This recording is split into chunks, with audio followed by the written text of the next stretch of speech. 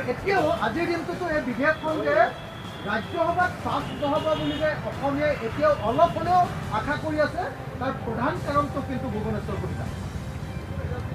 আমি আশা কৰিম যে ভুৱনেশ্বৰ কলিতা ডাঙৰীয়াৰ ওপৰত আমাৰ ৭০টা সংগঠনৰ যি বিশ্বাস, আমাৰ অসমবাসী ৰাইজৰ এতিয়ালৈকে যি আস্থা, তেখেতে সেই আস্থা শিৰত লৈ আগন্তুক ৩১ জানুৱাৰীৰ পৰা হ'ব লগা যি ৰাজ্যসভাৰ অধিৱেশন, সেই ৰাজ্যসভাৰ অধিৱেশনত যিকোনো প্ৰকাৰে হ'লেও ফ্ল'ৰ মেনেজমেণ্ট কৰি, যিহেতু বিৰোধীৰ সদস্যৰ সংখ্যা বেছি আছে, ফ্ল'ৰ মেনেজমেণ্ট কৰি তেখেতে অসমক বচাব আৰু ৩১ জানুৱাৰীৰ পাছত সমগ্ৰ অসমৰ মানুহে একেলগতে গুৱাহাটীত আমি একেলগতে ভুৱনেশ্বৰ কলিতাক সম্বৰ্ধনা জনাব পাৰিম, এই আশা কৰিছোঁ।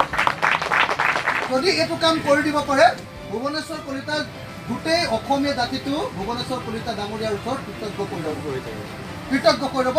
এইটো ৰাজহুৱাকৈ কোনোদিন কংগ্ৰেছৰ মানুহক কেতিয়াও সমৰ্থনো কৰা নাই আৰু কোনোদিন প্ৰশংসাও কৰা নাই। এই প্ৰথমবাৰৰ কাৰণে আজি ৰাজহুৱা মঞ্চত কৈছোঁ যে ভুৱনেশ্বৰ কলিতা ডাঙৰীয়াই ৩১ জানুৱাৰীৰ পৰা ১১ ফেব্ৰুৱাৰীৰ ভিতৰত আমাক এই কামটো কৰি দিব লাগে।